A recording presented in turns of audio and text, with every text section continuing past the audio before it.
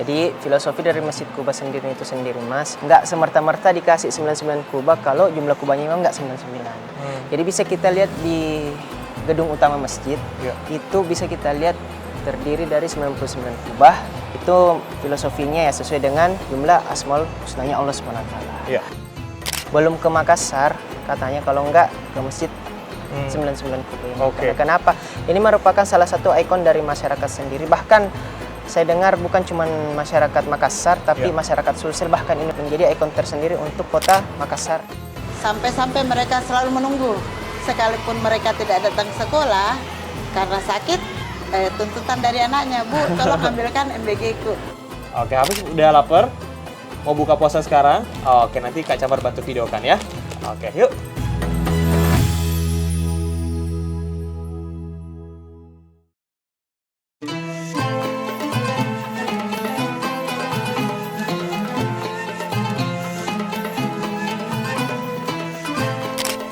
Assalamualaikum kawan gizi, selamat datang di kota Makassar.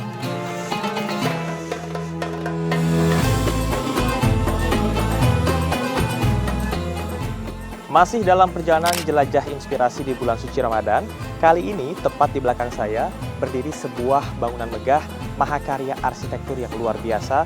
Ini merupakan ikon baru kebanggaan warga kota Makassar, Sulawesi Selatan, Masjid 99 Kubah.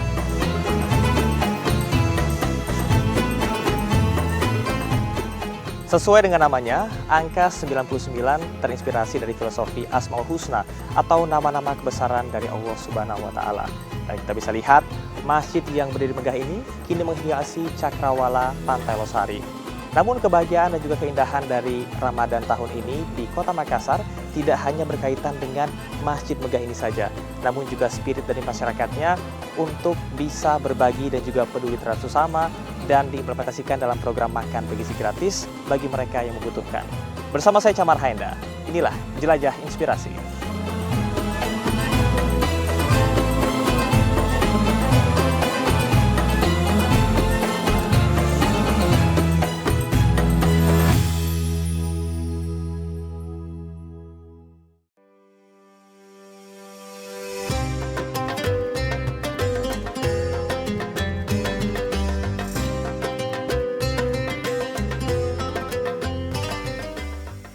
Makassar terus bersalin rupa menjadi kota metropolitan yang tidak pernah kehilangan jati diri religiusnya.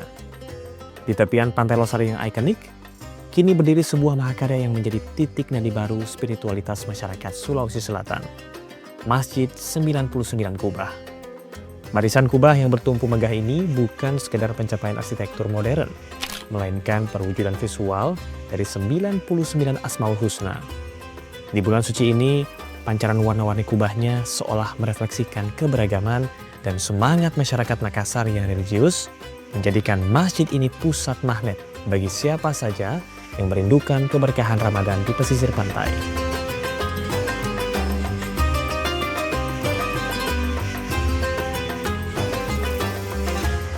Di bulan suci Ramadan, masjid ini bertransformasi menjadi pusat energi bagi ribuan jamaah yang datang untuk menjemput keberkahan. Di balik kemegahan visualnya yang telah diakui dunia, ada tanggung jawab besar dalam menghidupkan syiar Islam dan pelayanan bagi ribuan jamaah, terutama di tengah padatnya agenda bulan suci.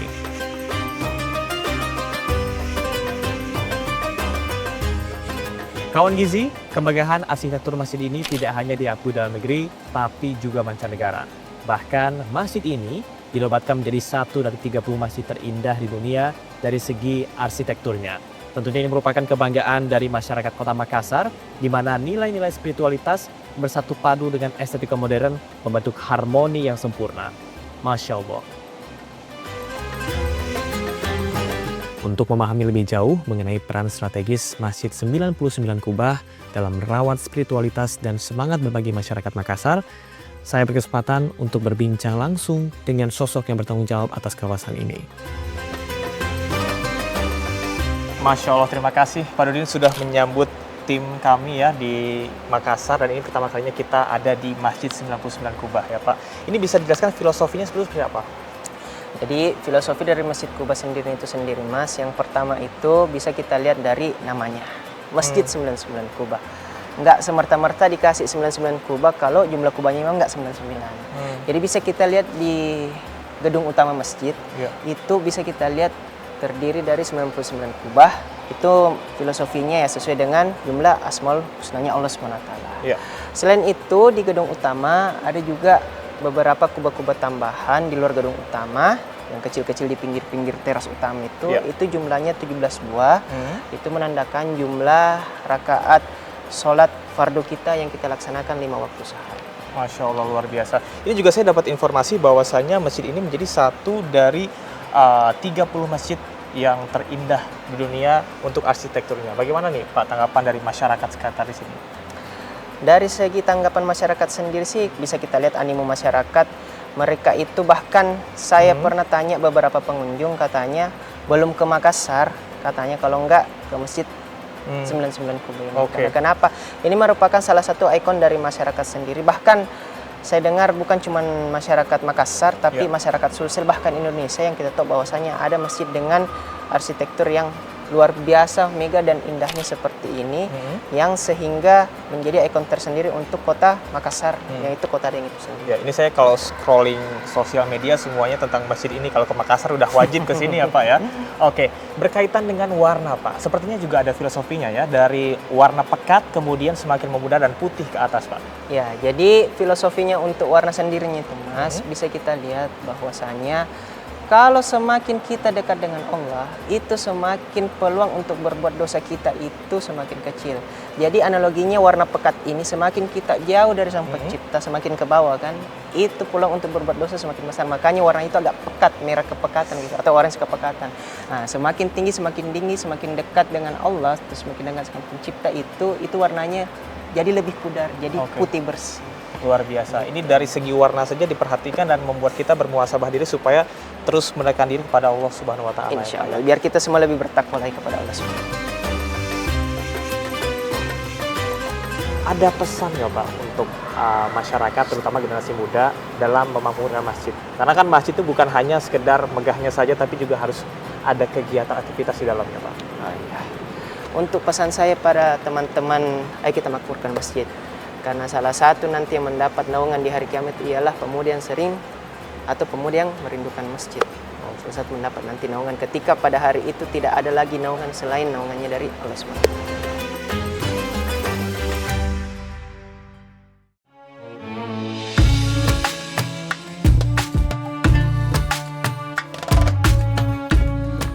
Selain estetika yang memukau, Masjid 99 Kubah menyimpan fakta menarik pada sistem sirkulasi udaranya. Dibangun dengan konsep ramah lingkungan, masjid ini dirancang tanpa menggunakan pendingin ruangan atau AC. Posisi kubah-kubah yang bertumpuk memungkinkan udara laut Pantai Losari masuk secara alami, memberikan kesejukan yang konsisten bagi para jemaah, bahkan di tengah teriknya cuaca kota Makassar. Tak hanya itu, lokasi masjid yang berada tepat di kawasan Center Point of Indonesia menjadikannya simbol keseimbangan antara kemajuan pembangunan perkotaan dan keteguhan nilai religius. Saat malam tiba, penerangan cahaya dari ke-99 kubahnya seolah menjadi mercusuar spiritual, pengingat bagi setiap warga yang melintas bahwa keagungan Tuhan selalu hadir di tengah hiruk-pikuk modernitas kota.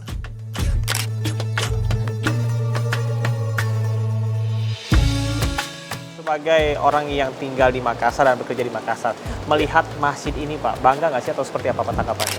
Kalau saya sebagai masyarakat Sulawesi Selatan ya pasti bangga. Ya apalagi mulai dari awal direncanakan masjid ini, akhirnya kita berpikir bahwa selain Pantai Losari kita punya ikon baru. Ya kita punya Masjid 99 Kubah. Ya mungkin bukan hanya sekedar ditempati untuk ibadah, tapi bisa digunakan untuk kegiatan-kegiatan keagamaan, kegiatan-kegiatan sosial dan sebagainya. Bapak, harapan untuk Masjid 99 Kubah ini seperti apa Pak? Harapannya sih bisa digunakan terus untuk berkegiatan-kegiatan selain dari kegiatan sholat, maksudnya kegiatan belajar, pengajian, apa segala macam. Jadi ya mudah-mudahan selanjutnya Masjid 99 Kubah ini bisa bermanfaat terus untuk warga Kota Makassar.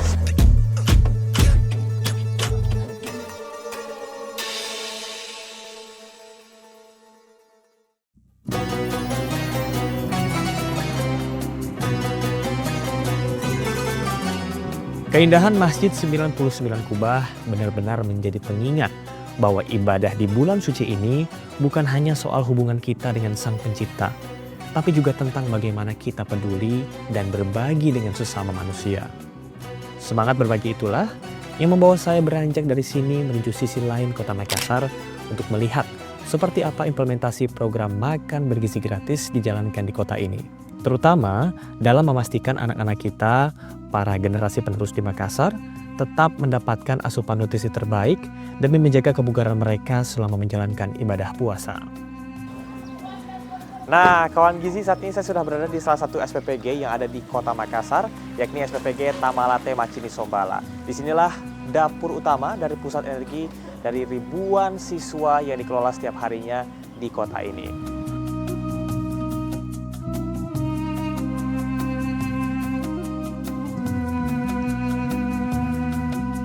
Sama halnya dengan wilayah lain di bulan Ramadan, jam operasional dapur di sini mengalami penyesuaian. Tim bekerja dengan ketepatan waktu yang tinggi agar setiap kotak nutrisi dapat didistribusikan ke sekolah-sekolah tepat saat para siswa bersiap untuk pulang, sehingga kualitas rasa dan gizinya tetap terjaga hingga waktu berbuka tiba. Ya, Mas Zul, ini kan bulan suci Ramadan. Bagaimana implementasi yang dilakukan untuk program MBG ini di sini? Dalam bulan Ramadan, MBG tetap berjalan seperti biasa, tetapi ada beberapa penyesuaian. Penyesuaiannya itu sekolah yang mayoritas Muslim kita berikan makanan kering, dibawa pulang ke rumah. Setelah dibawa pulang ke rumah, pada saat selesai berbuka puasa baru boleh dikonsumsi. Apakah ada perbedaan menu saat bulan Ramadan dan juga saat tidak bulan Ramadan? Perbedaan menu itu kalau di bulan biasa, hari biasa itu makanannya dia berupa ompreng, makanan basah. Tetapi di bulan Ramadan itu kita menggunakan makanan kering. Contohnya susu, telur rebus, roti atau kue-kue lain, dan buah yang tahan. Makanan yang tahan selama 12 jam. Kenapa? Karena penerima manfaat setelah diberikan tidak langsung dimakan. Dia dibawa pulang dulu, pada saat setelah berbuka puasa baru dikonsumsi.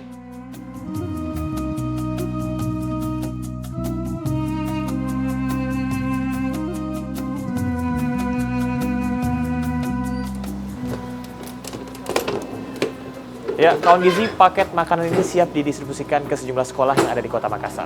Yuk.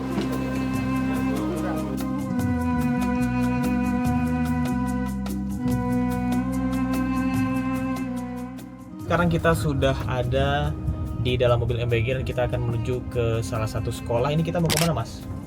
TK. TK Aisyah. Oke, TK Aisyah yang menjadi salah satu sekolah yang akan menerima MBG setiap harinya dari SPPG ini ya.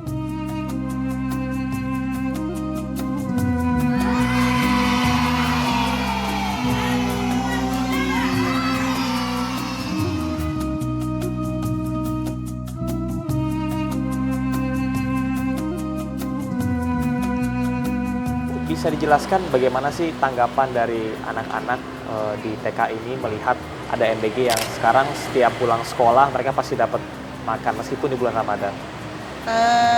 Sangat terbantu sekali dengan adanya MBG ini. Sampai-sampai mereka selalu menunggu. Sekalipun mereka tidak datang sekolah karena sakit, tuntutan dari anaknya, Bu, tolong ambilkan MBG-ku. Oke, bahkan sangat ditunggu-tunggu meskipun mereka sakit misalnya tidak bisa sekolah, tapi tetap MBG-nya ingin diambil gitu ya, Bu ya. Oke, mengingat ini kan masih TK ya, Bu ya, berbeda dengan kita yang puasanya full gitu. Tapi kalau Ibu sistemnya menerapkan, apakah makanan tersebut di packing dimakan di sini atau dibawa pulang ke rumah dan seperti apa, Bu? Selama Ramadan ini, itu anak-anak bawa pulang ke rumah.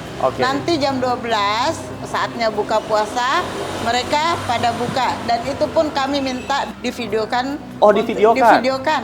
Dikirim ke sekolah? Ke sekolah. Dikirim ke Ibu ya? Iya. Ke kepala sekolah? Iya. Karena ada buku kegiatan Ramadan di situ, mereka harus menghafal doa buka puasanya, kemudian adab ketika berbuka, seperti itu. Jadi mereka mengirimkan semua aktivitas selama berbuka puasa. Oke, jadi juga artinya anak-anak dibuat untuk bisa disiplin dan juga Iya. taat begitu ya Bu ya? Iya, seperti Oke. itu Kakak. Oke, baik. Bu, ini kita mau jam 12 saatnya anak-anak pulang. Nanti kita mau lihat ya Bu ya, bagaimana proses anak-anak tersebut untuk memvideokan kemudian berbuka puasa di pukul 12 gitu ya Bu ya? Iya, bisa. Oke, mari Bu. Iya. Untuk mengetahui seperti apa paket makanan ini dinikmati oleh adik kecil kita yang sedang belajar berpuasa, saya mengikuti salah satu penerima manfaat tingkat TK kembali ke rumahnya. Di sini, momen menantikan waktu makan terasa lebih istimewa dengan hadirnya menu makan bergizi gratis yang dibawa pulang dari sekolah sebagai hadiah atas usahanya berpuasa setengah hari. Di ruang tamu yang sederhana inilah, sejenak saya melupakan hiruk pikuk kota. Kami duduk bersama, menunggu detik-detik paling ditunggu oleh si kecil di bulan Ramadan. Ada pemandangan yang menyentuh hati saat sang ibu dengan bangga menyiapkan paket makan bergizi gratis ini untuk anaknya. Nah, Hafiz sudah pulang sekolah nih Bu ya. Ini Hafiz Iya. umur berapa tahun Bu? 6 tahun. Umur 6 tahun. Oh, ini melihat program makan bergizi gratis ini Hafiz berarti tiap hari bawa MBG ya ke rumah ya? Iya. Oke, tanggapan Ibu gimana Bu? Cukup Sangat membantu nggak Bu? membantu dan meringankan. Kenapa tuh? Kalau pagi tidak merepotkan untuk menyiapkan bekal ke sekolah. Selama ada MBG sudah tidak ngurusi bekalnya, cuma ngurusin pakaiannya dan berangkat ke sekolah. Sangat meringankan. Oke. Tadi katanya saya sempat dengar bahwasanya kalau misalnya buka puasanya harus divideokan ya Bu ya, betul ya? Iya, terus dikirim Oke. ke sekolah. Terus ada juga buku amalia Ramadannya untuk diisi. Oke, Hafiz seneng nggak dapat MBG? Senang ya? Oke, Hafiz udah lapar? Mau buka puasa sekarang jam 12 ya? Oke, nanti Kak Camar bantu videokan ya. Oke, yuk.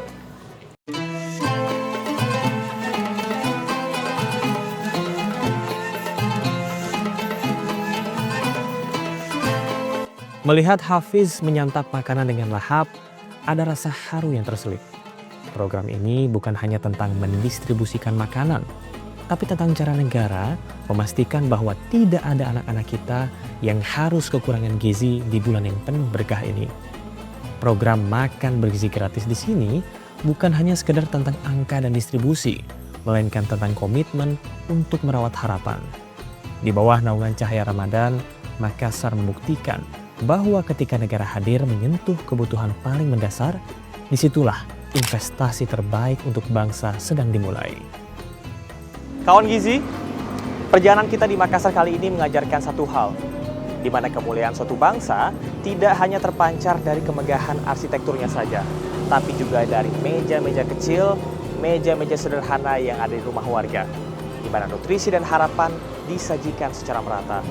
Melalui program makan gizi gratis, ada sebuah janji di masa depan.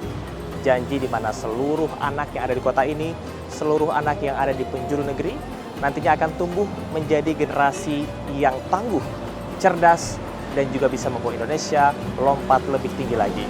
Saya Camar Haenda, terima kasih telah menyaksikan Jelajah Inspirasi episode Makassar kali ini. Sampai jumpa di episode selanjutnya. Wassalamualaikum warahmatullahi wabarakatuh.